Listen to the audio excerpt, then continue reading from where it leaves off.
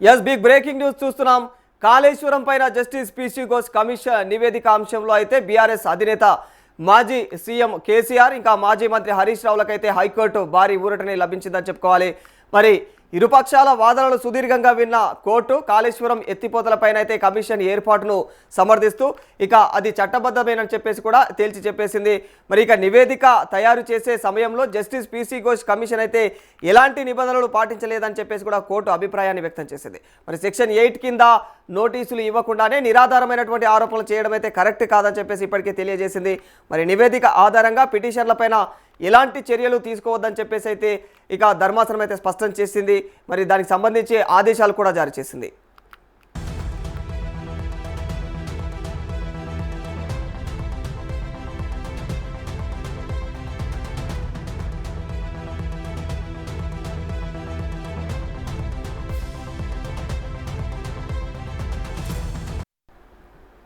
కాళేశ్వరం పైన justice PC Ghosh commission నివేదిక అంశంలో అయితే బీఆర్ఎస్ అధినేత మాజీ సీఎం కేసీఆర్ ఇక మాజీ మంత్రి హరీష్ రావులకైతే హైకోర్టు భారీ ఊరటనే లభించిందని చెప్పుకోవాలి. మరి ఇరుపక్షాల వాదనలు సుదీర్ఘంగా విన్న కోర్టు కాళేశ్వరం ఎత్తిపోతలపైన అయితే కమిషన్ ఏర్పాటును సమర్థిస్తూ అది చట్టబద్ధమేనని చెప్పేసి తేల్చి చెప్పేసింది. ఇక నివేదిక తయారు చేసే సమయంలో జస్టిస్ పీసీ ఘోష్ కమిషన్ ఎలాంటి నిబంధనలు కూడా పాటించలేదని చెప్పేసి అయితే కోర్టు మొట్టెకాయలు వేసింది. మరి సెక్షన్ 8 కింద నోటీసులు ఇప్పటికే ఇవ్వకుండా ఇక నిరాధార ఆరోపణలు చేయడం అయితే కరెక్ట్ కాదని చెప్పేసి కూడా తేల్చి చెప్పేసింది. నివేదిక ఆధారంగా పిటిషన్లపైన ఎలాంటి చర్యలు తీసుకోవద్దని చెప్పేసి ధర్మాసనం ఇప్పటికే స్పష్టమైనటువంటి ఆదేశాలను కూడా జారీ చేసింది. అయితే ఇదే అంశంపైన ఇప్పుడు మరింత సమాచారం అందజేయడానికి మా ప్రతినిధి ప్రభాకర్ ఫోన్ ఇన్లో ఉన్నాడు. ప్రభాకర్, ఏంటి పరిస్థితి? అంటే ఒక్కసారిగా ఈ విధంగా అంటే ప్రభుత్వం ఏదైతే ఎక్స్పెక్ట్ చేసిందో దానికి విరుద్ధంగా దానికి విరుద్ధంగా కోర్టు తీర్పు వెలువడడం ప్రభుత్వం ఏ విధంగా చూస్తుంది? రాష్ట్ర వ్యాప్తంగా కూడా రాధాకృష్ణ ఈ విషయంలో కాళేశ్వరం కేసు విషయంలో ఏదైతే మేడిగడ్డకు సంబంధించి 2 పిల్లర్లు కుంగిపోయాయో ఆ అంశం సంబంధించి కూడా ఇటు పీసీ ఘోష్ ఆధ్వర్యంలో ఒక కమిషన్ ని ఏర్పాటు చేసింది తెలంగాణ రాష్ట్ర ప్రభుత్వం చేసి ఇటు కేసీఆర్ ను అదేవిధంగా హరీష్ రావును విచారించి దీన్ని అసెంబ్లీలో కూడా తీర్మానం కోసం పెట్టిన సందర్భం కనిపించింది. దాని తర్వాత ఇటు ఏదైతే హైకోర్టు కూడా వెళ్ళినటువంటి నేపథ్యంలో ఇటు బీఆర్ఎస్ పార్టీ నుంచి కూడా అధినేత కేసీఆర్ అదేవిధంగా మాజీ మంత్రికి హరీష్ రావు కూడా దీనికి రిపిటిషన్ వేయడం జరిగింది. ఏదైతే పీసీ ఘోష్ కు అంశానికి సంబంధించి దీన్ని కొట్టువేయాలి, దీన్ని ఖచ్చితంగా చట్ట విరుద్ధంగా చేస్తున్నారంటూ కూడా ఇటు వీరు కూడా హైకోర్టులో అప్పీల్ చేసినటువంటి సందర్భం కనిపించింది. ఈ నేపథ్యంలోనే నేడు ఇవాళ మరి హైకోర్టు ధర్మాసనం ఖచ్చితంగా కేసీఆర్ కి ఇటు హరీష్ రావుకు కొంత ఊరట దక్కిందని అనుకోవచ్చు. ఏదైతే పీసీ ఘోష్ కి సంబంధించినటువంటి పిటిషన్లు ఈ నిబంధనలకి విరుద్ధంగా ఉన్నాయంటూ కూడా ఏదైతే ఈ విచారణ కమిషన్ వేసే ముందు కావచ్చు, విచారణ జరిపే ముందు కావచ్చు, ఖచ్చితంగా సిఆర్పిసి 80C సెక్షన్ కింద నోటీసులు కూడా జారీ చేయాలంటూ కూడా ఇటు హైకోర్టు ధర్మాసనం తెలిపినట్టుగా తెలుస్తా ఉన్నది. సో మొత్తానికి ఎప్పుడెప్పుడు అని ఎదురు చూస్తున్నటువంటి అంశం కాళేశ్వరం సంబంధించి ఏదైతే ఈ నివేదికను అందించారో ఆ తర్వాత కేసీఆర్ ఇక జైలుకే వెళ్తారు, హరీష్ రావుని అరెస్ట్ చేస్తారంటూ కూడా కొంత సోషల్ మీడియాలో వైరల్ అయినటువంటి సందర్భం మనకు కనిపించింది. కానీ నేడు మరి కేసీఆర్ కి హరీష్ రావుకి కొంత ఊరట దక్కిందని చెప్పుకోవచ్చు. ఇప్పుడే ధర్మాసనం కూడా కొంత అధికారికంగా ప్రకటన కూడా చేసినటువంటి సందర్భం కనిపిస్తా ఉంది. ఏదైతే హరీష్ రావుకు సంబంధించి కేసీఆర్ కి సంబంధించి ఎట్లాంటి చర్యలు తీసుకోవద్దు వారి పట్ల అంటూ కూడా ఇటు హైకోర్టు చెప్పడం కొంత బీఆర్ఎస్ శ్రేణిలో కూడా కొంత ఆనందం వ్యక్తం చేస్తున్న పరిస్థితి కనిపిస్తా ఉంది. మరి ప్రభుత్వం ఈ నివేదిక ప్రకారంగా మరి సుప్రీంకోర్టుకు వెళ్తుందా, ఏమవుతుంది అనేది కూడా కొంత చర్చకు దారి తీస్తా ఉన్నది.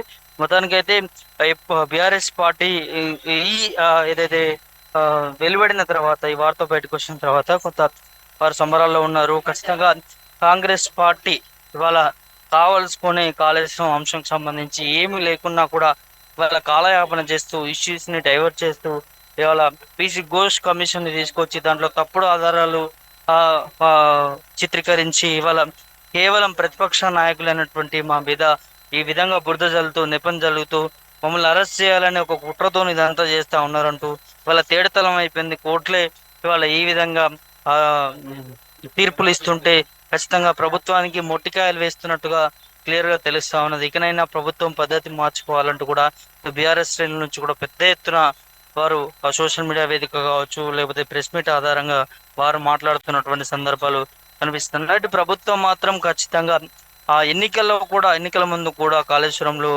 కుంభకోణం జరిగింది, ప్రజాధనాన్ని వృధా చేశారంటూ ముఖ్యంగా రేవంత్ రెడ్డి మాట్లాడడం జరిగింది. సో ఖచ్చితంగా మేము అధికారంలోకి వచ్చినాక కేసీఆర్ ను, హరీష్ రావును, కేటీఆర్ ను, బీఆర్ఎస్ పార్టీ కీలక నేతలు ఎవరైతే ఇందులో పాల్పడ్డారో వారందరూ జైలుకు వెళ్ళక తప్పదు, చెప్పకూడదు తినక తప్పదు అంటూ కూడా గతంలో రేవంత్ రెడ్డి హామీ ఇచ్చారు. ఆ హామీ ప్రకారంగా ఖచ్చితంగా ముందుకెళ్తాము, ఇందులో అవినీతి జరిగిందని ఇటు రేవంత్ రెడ్డి మరి రేవంత్ రెడ్డి మాట్లాడుతున్నటువంటి పరిస్థితులు కనిపిస్తున్నాయి. చూడాలి మరి దీన్ని మరి ప్రభుత్వం కాంగ్రెస్ ప్రభుత్వం ఏ విధంగా ముందుకు తీసుకెళ్తుంది, ఇటు బీఆర్ఎస్ ప్రభుత్వం దీనికి కౌంటర్ అటాక్ గా ఏ విధంగా ముందుకెళ్తుంది అనేది ఈ రెండు అంశాలు చూడాల్సినటువంటి అవసరం ఉంటుంది. మొత్తానికి అయితే కొంత ఊరట దక్కిందని అనుకోవచ్చు ఇటు బీఆర్ఎస్ పార్టీకి, కేసీఆర్ కి, హరీష్ రావుకి.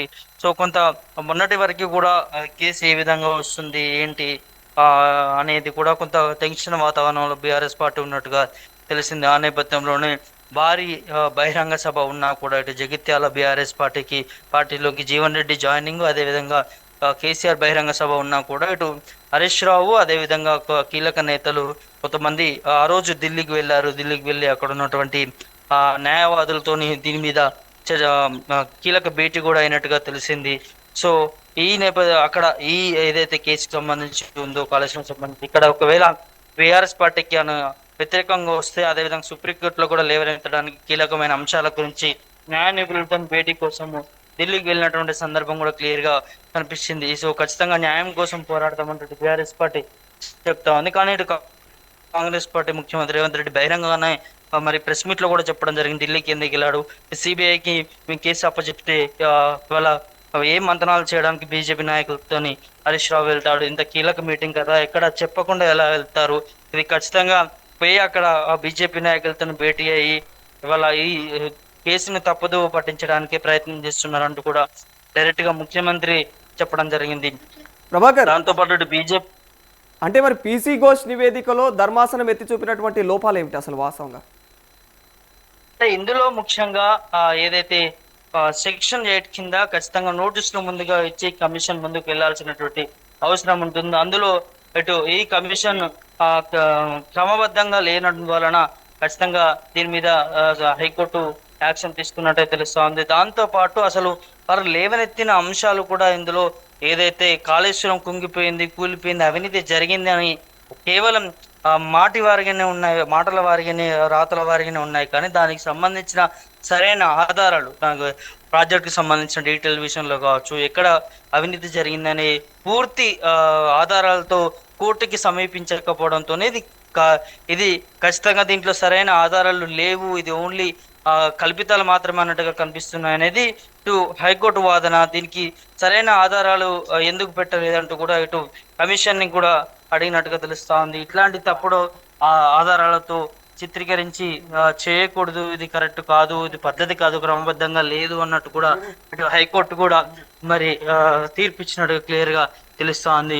ఇందులో అంటే ఒకవేళ అవినీతి జరిగి ఉంటే దానికి సంబంధించినటువంటి డాక్యుమెంట్స్ కావచ్చు అవన్నీ కూడా పొందుపరచాల్సినటువంటి అవసరం ఉంటుంది. కేవలం కొంతమందిని మాత్రమే అందులో విచారించారు, వాళ్ళు మాట్లాడినటువంటి వాగ్మూలాన్ని రికార్డ్ చేశారు, స్టేట్మెంట్ ఆధారంగా తీసుకెళ్లి కోర్టులో సబ్మిట్ చేశారు. సో ఇవి కోర్టు పరిగణనలోకి తీసుకోవద్దు, ఎందుకంటే ఖచ్చితంగా కోర్టుకి ఆధారాలు కావాల్సి ఉంటుంది. జరిగినటువంటి అవినీతి విషయంలో కావచ్చు, దానికి సంబంధించి ఏ ఏ ప్రాజెక్టులో ఎంత ఖర్చు అయింది, దాంట్లో అవినీతి ఏ విధంగా జరిగింది, ఎవరి అకౌంట్ లో కన్నా డబ్బులు వెళ్ళాయా, లేకపోతే వృధాగా ఏమైనా ఖర్చు చేశారా, సో ఇట్లాంటి అన్ని కూడా కోర్టు పరిగణలోకి తీసుకుంటుంది.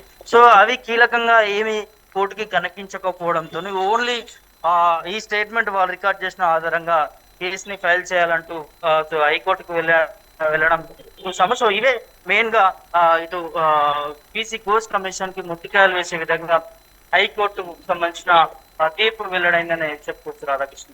సో మరి పీసీ ఘోష్ నివేదిక పైన ఇప్పటికే హైకోర్టు అయితే మొట్టకాయలు వేసింది. ఇక మరి దానిపైన భారీ ఆశలు పెట్టుకొని రేవంత్ రెడ్డి కూడా అటు హరీష్ రావుకు కావచ్చు, కేసీఆర్కి కావచ్చు సవాళ్ళ మీద సవాళ్ళు చేసిండు. బిడ్డా మిమ్మల్ని ఖబర్దార్, నేను జైలుకు పంపించడం పక్కా అని చెప్పేసి కూడా ఆయన మాట్లాడిన వైనం మనం చూసినాము సోషల్ మీడియాలో కూడా.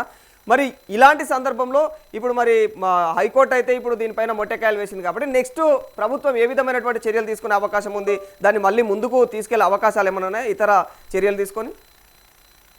అంటే రాధాకృష్ణ ఇక్కడ మనకి క్లియర్ గా కనిపిస్తా ఉంది, ఏదైతే ఆ ఈ కోర్టు ఖచ్చితంగా ఒకవేళ బీఆర్ఎస్ పార్టీకి సానుకూలంగా తీర్పు వస్తే దీన్ని ఖచ్చితంగా మరో కీలక దాని మీద కూడా చర్చించే అవకాశం ఉంది. మరోసారి దీనికి సంబంధించినటువంటి ఆ, నేతలను కూడా పిలిచి మరోసారి విచారించే అవకాశం ఉంటుంది. దాంతో పాటు అప్పుడు ఇంజనీర్లుగా పనిచేసినటువంటి రిటైర్ వాళ్ళని కూడా దీనికి సంబంధించి మరోసారి విచారించే అవకాశం ఉన్నట్టుగా తెలుస్తా ఉంది. ఖచ్చితంగా ఎట్టి పరిస్థితుల్లో కూడా రేవంత్ రెడ్డి ఈ కేసుని వెనక్కి తీసుకున్నట్టుగా కనిపిస్తా ఉంది. ఎందుకంటే టార్గెట్ కేసీఆర్ ఈ విషయంలో ఖచ్చితంగా ఏదో ఒక కోణాన్ని బయటపెట్టి అరెస్ట్ చేపిస్తే ఖచ్చితంగా రానున్న భవిష్యత్తులో అంటే ప్రజలకు మాట ఇచ్చాడు కాబట్టి సో అదే తీరుగా ఇప్పుడు ఒకవేళ ఇందులో బీఆర్ఎస్ పార్టీకి అనుకూలంగా తీర్పు వచ్చి కేసు కొట్టేస్తే మాత్రం ఖచ్చితంగా బీఆర్ఎస్ పార్టీకి ఒక సానుకూలంగా ఉంటుంది. ఏది అయినప్పటికీ కూడా ఇందులో అవినీతిని బయట పెట్టాలి. ఇంకో కోణంలో కూడా రేవంత్ రెడ్డి ఆలోచిస్తున్నట్టుగా తెలుస్తా ఉంది. సిబిఐ విషయంలో ఇందులో ఇన్వాల్వ్ కావడానికి కేంద్ర ప్రభుత్వానికి కూడా అప్పగించినట్టుగా తెలుస్తా ఉంది. మరి ఎందుకు సిబిఐ దీంట్లో ఇన్వాల్వ్మెంట్ కావట్లేదు? ఖచ్చితంగా ఒకవేళ సిబిఐ ఇన్వాల్వ్మెంట్ కాకపోతే బీజేపీకి బీఆర్ఎస్ పార్టీకి ఉన్నటువంటి అనుబంధం కూడా బయట పెడతామంటూ కూడా దీని మీద కూడా కొంత ఆ వర్క్ చేసుకుంటున్న పరిస్థితి, దీని మీద కూడా ఆలోచనలో ఉన్నట్టుగా తెలుస్తా ఉంది రేవంత్ రెడ్డి. ఎట్టి పరిస్థితుల్లోనూ ఈ అవినీతి కుంభకోణాన్ని బయట పెడతాది ప్రజాప్రభుత్వం అంటూ కూడా అనేక స్త్రీల ముంగట కూడా మరి రేవంత్ రెడ్డి మాట్లాడడం చూస్తా ఉన్నాము. సో ప్రస్తుతానికైతే బీఆర్ఎస్ పార్టీకి అనుగుణంగా వచ్చింది తీర్పు. మరి ఇంకో అంటే సుప్రీంకోర్టుకు వెళ్తుందా ప్రజాప్రభుత్వము, రేవంత్ రెడ్డి ప్రభుత్వము, లేకపోతే ఇదే ఈ ఈ మరోసారి ఈ కమిషన్ విచారించనుందా దీనికి సంబంధించినటువంటి వారిని కూడా అనేది కూడా చూడాల్సినటువంటి అవసరం ఉంటుంది. సో ఎట్టి పరిస్థితుల్లోనూ కూడా ఇంకో కోణంలో ఆలోచిస్తారు, ఇంకో కోణంలో వెళ్లే అవకాశం ఉన్నట్టుగా తెలుస్తోంది రాష్ట్ర ప్రభుత్వం. ఇప్పటికే దీనికి సంబంధించినటువంటి అధికారులతోని కీలక భేటీ అయ్యారు. దీనికి సంబంధించి మరోసారి కాళేశ్వరం సంబంధించి అదే విధంగా కమిషన్లో ఉన్నటువంటి అంశాలను న్యాయ నిపుణులతో ఇటు లీగల్ సెల్ కి సంబంధించి ప్రభుత్వానికి లీగల్ సెల్ కి సంబంధించి వారందరితో కూడా ముఖ్యమంత్రి గారు మరోసారి భేటీ అవుతారనే చర్చ నడుస్తా ఉంది. భేటీ అయ్యి ఈ మరో కోణంలో కేసును లేవనెత్తే విధంగా దీనికి సంబంధించినటువంటి పూర్తిగా గ్రౌండ్ వర్క్ చేసుకున్నట్టుగా క్లియర్ గా తెలుస్తా ఉంది రాధాకృష్ణ. సో మరి పీసీ ఘోష్ నివేదిక ఆధారంగా కేసీఆర్ను కావచ్చు, హరీష్ రావును కావచ్చు, ఖచ్చితంగా మీరు ఆ విధంగా వాళ్ళను ఎంక్వైరీ చేయకూడదు అన్న కోణంలో అయితే హైకోర్టు చెప్తా ఉంది. మరి ఇదే కొనసాగితే మాత్రం అంటే ఖచ్చితంగా ఇప్పుడు హరీష్ రావుకు, కేటీఆర్కు ఈ రకంగా అయితే కాస్త ఊరటైతే లభించిందని చెప్పుకోవాలి. ఏదైతే పీసీ ఘోష్ను మా పైన ఏర్పాటు చేసి ఇక మా పైన నిరాధారాలను మా పైన రుద్దడానికి తెలంగాణ ప్రభుత్వం, ప్రస్తుత ప్రభుత్వం అయితే చూస్తూ ఉంది. ఇదంతా కుట్రపూరితమైనటువంటి చర్య అన్న కోణంలో కూడా వాళ్ళు చెప్పుకోవడానికి ఇదొక మంచి సాకుగా కూడా తయారైపోయింది. మరి ఇలాంటి తరుణంలో మరి ఇప్పుడు వాళ్ళకు ఒక రకంగా ఇది ప్లస్ అని చెప్పుకోవాలా? మరి తెలంగాణ రాజకీయ పరిణామాలు ఎలా ఉండబోతున్నాయి ముందు? ఖచ్చితంగా రాధాకృష్ణ, ఎందుకంటే కాంగ్రెస్ ప్రభుత్వం అధికారంలోకి వచ్చే ముందు కూడా ఈ కాళేశ్వరం ని ఒక బూచిగా చూపించింది. ఎందుకంటే టిఆర్ఎస్ ప్రభుత్వ హయాంలో సేమ్ అదే సమయానికి ఎన్నికలు వచ్చేసరికి ఈ ఏదైతే మేడిగడ్డకు సంబంధించిన రెండు పిల్లర్లు కుంగిపోవడము, ఆ బ్యారేజ్ కి సంబంధించిన కొంత డ్యామేజ్ జరగడము, సో ఇదంతా కూడా కాంగ్రెస్ పార్టీ చాలా రాజకీయంగా వాడుకుంది అనేది బీఆర్ఎస్ వాదన. వాడుకొని వాళ్ళ లక్షల కోట్లు బీఆర్ఎస్ ప్రభుత్వం అధికారంలో ఉన్నప్పుడు లక్షల కోట్లు దాంట్లో పోసారు. అదంతా కూడా బూడిదపాలు అయిపోయింది, నేలపాలం అయిపోయింది, కూలేశ్వరం అయిపోయిందంటూ గట్టి వాదనను ప్రజల్లోకి తీసుకెళ్లారు. ఆ నేపథ్యంలోనే ఇది కూడా కొంత అధికారం కోల్పోవడానికి ఇది కూడా కొంత కాంగ్రెస్ పార్టీకి తోడ్పడింది. సో ఇప్పుడు ఏదైతే ఈ తీర్పు వచ్చినటువంటి నేపథ్యంలో ఖచ్చితంగా ఇది టిఆర్ఎస్ పార్టీకి ఒక సానుకూలంగా అనుకోవచ్చు. అదే విధంగా ప్రజల్లో కొంత సానుభూతి వచ్చే అవకాశం కూడా ఉంటుంది. ఎందుకంటే ఈ రేవంత్ రెడ్డి హామీ ఇచ్చిండు, గతంలో అరెస్ట్ చేస్తా, ఇందులో అవినీతి జరిగింది అంటూ పెద్ద మాటలు చెప్పిండు. మరి ఇటు కోర్టులకు వెళ్తే మాత్రం బీఆర్ఎస్ పార్టీకి సానుకూలంగా వచ్చింది. అంటే ఇందులో ఎలాంటి తప్పు జరగలేదు, అంటే అప్పటి నుంచి బీఆర్ఎస్ పార్టీ చెప్పుకుంటూ వచ్చింది నిజమే అన్నమాట అనే ఆలోచనలో ప్రజలు ఖచ్చితంగా పడే అవకాశం ఉంటుంది. అదే దాన్ని కూడా బీఆర్ఎస్ పార్టీ అనువుగా తీసుకుంటుంది. దీనికి సంబంధించి కూడా మరొకసారి కీలక భేటీ అవుతారు. దీనికి సంబంధించి కూడా ఒక బహిరంగ సభ కాళేశ్వరం సంబంధించి పూర్తి రిపోర్టుకు సంబంధించి ప్రజల్లో పెట్టే ప్రయత్నం కూడా చేసింది. మరోసారి కూడా ఒక సభ ఏర్పాటు చేసుకునే అవకాశం ఉన్నట్టుగా బీఆర్ఎస్ వర్గాల నుంచి కూడా తెలుస్తా ఉంది. ప్రజల్లోకి బలంగా కాళేశ్వరం గురించి ఉపయోగాలు ఏంటి, కాళేశ్వరం వల్ల రైతులకు ఏ విధంగా మేలు జరిగింది, అదేవిధంగా పంటలకు ఏ విధంగా నీళ్ళు ఇచ్చారు, దానివల్ల ఎంత రెవెన్యూ జనరేట్ అయింది రైతులకి, దానికి సంబంధించిన పూర్తి ప్రణాళికని ఇటు బీఆర్ఎస్ పార్టీ సిద్ధం చేసుకొని మరోసారి ప్రజల్లోకి వెళ్ళి సో ఇదంతా కూడా ప్రజల ముందు పెట్టే ప్రయత్నం చేయబోతుంది అనేది వార్త అయితే వస్తా ఉంది. సో సో ఇది ఒక ఆయుధంగా బీఆర్ఎస్ పార్టీ మలుచుకునే అవకాశంగా ఉన్నది. ఎందుకంటే దీన్ని బూచిగా ఇప్పుడున్న ప్రభుత్వం చూపించింది. మరి అదే కోర్టులో బీఆర్ఎస్ పార్టీకి అనుకూలంగా వస్తుంది అంటే నీళ్ళు ఏవి పాలు ఏది అనేది తేడతెల్లం అవుతుందనే చర్చను ఇలా బీఆర్ఎస్ పార్టీ ప్రజల్లోకి తీసుకుపోతుంది అనేది వార్తలు వస్తా ఉన్నాయి. సో ఖచ్చితంగా ఇది బీఆర్ఎస్ పార్టీకి ఊరట అని చెప్పుకోవచ్చు. ఇది ఒక బలమైన ఆయుధం అని కూడా చెప్పుకోవచ్చు. ఇప్పుడు ఇచ్చినటువంటి తీర్పుకి సంబంధించి పీసీ ఘోష్కి సంబంధించినటువంటి కమిషన్ ని హైకోర్టు ధర్మాసనం తప్పుపట్టే దాన్ని ఖచ్చితంగా బీఆర్ఎస్ పార్టీ ప్రజల్లోకి బలంగా తీసుకుపోతుంది.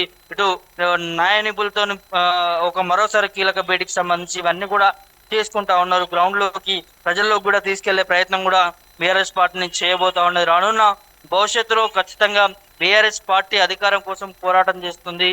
ఖచ్చితంగా ఇది ఒక ప్లస్ గా మారే అవకాశం ఉంది బీఆర్ఎస్ పార్టీకి. Radhakrishna. Right, thank you Prabhakar.